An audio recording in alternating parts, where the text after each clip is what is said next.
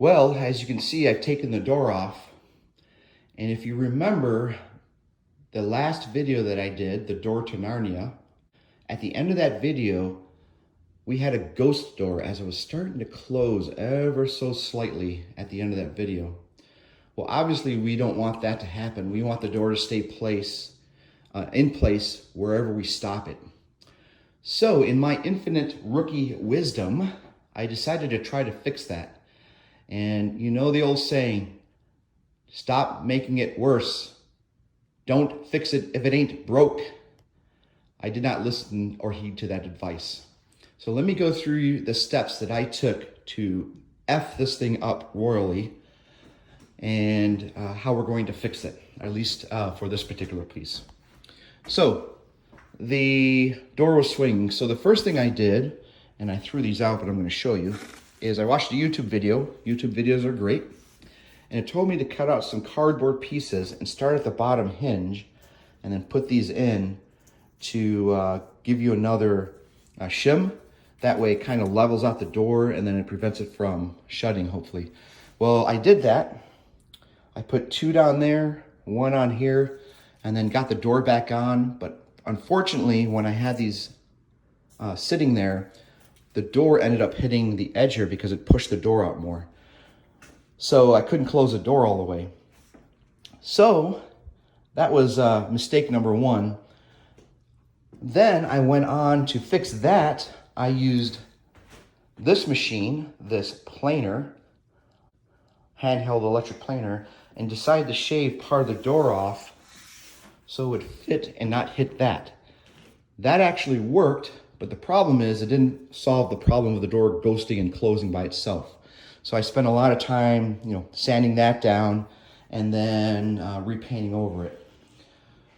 Then I decided that I wanted to get the hinges more secure into the studs that are behind that. And I took the old screws out and I put these deck screws in. These are the ones I've been using on the project all along. Rookie mistake number 2. The problem with that is it makes the hole bigger and I won't be able to use the original screws that were with that. And that didn't help at all. And plus, those are not flush mounted, so when they're in the holes on the hinges over there, they stick out, so you wouldn't be able to close the thing all the way anyways. Big mistake. Then I took a step back and got a little bit frustrated as I spent about an hour and a half, 2 hours trying to fix that. And I said, you know what? The best thing to do here is to take a step back, move on to another part of the project, and then maybe something will come to mind. Start with a fresh eyes and fresh, clear head, because this was getting a little bit frustrating, but I wasn't overboard yet.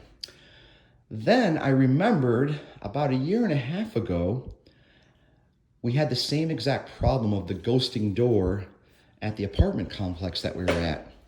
And I watched another video at that time, and there was a very, very simple solution that I did to fix that.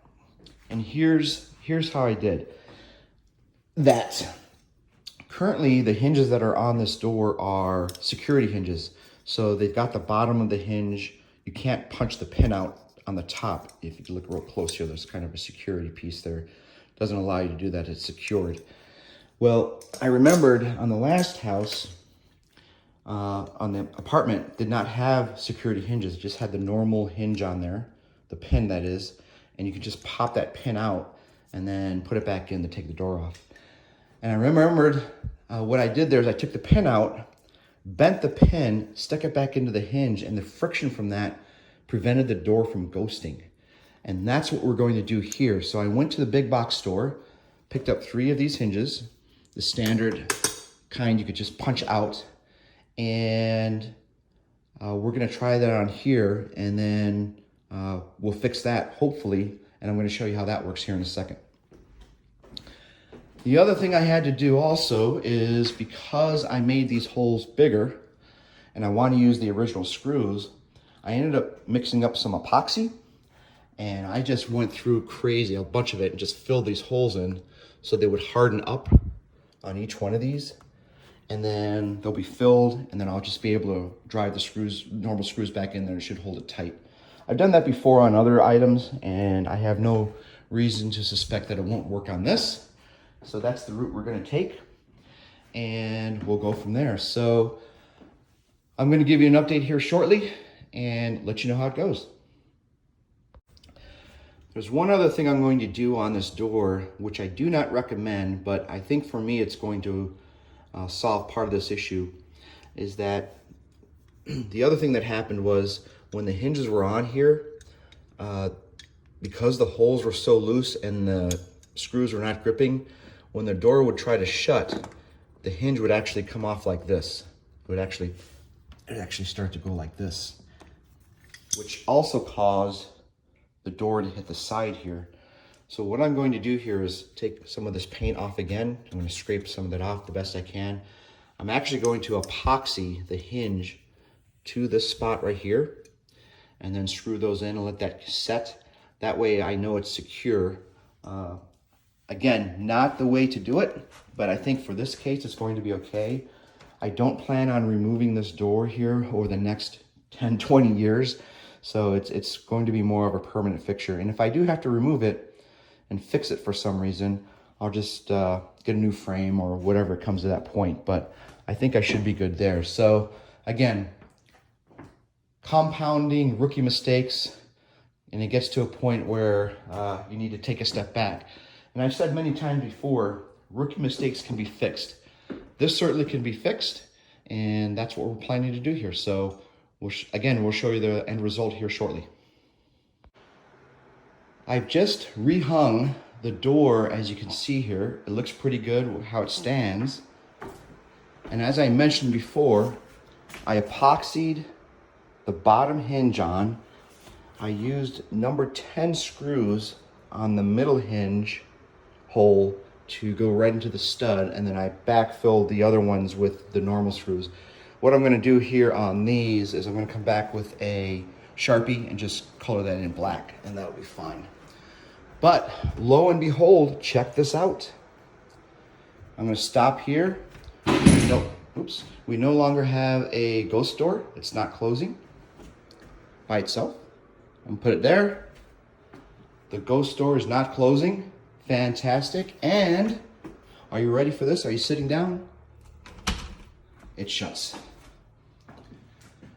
We've made it to where the door is finally hung, folks. So that brings an end to this epilogue. And if we need to make any more adjustments later on down the road, we'll have the capability of doing that, especially with my little pin trick on the door hinges, which I do not have to show right now.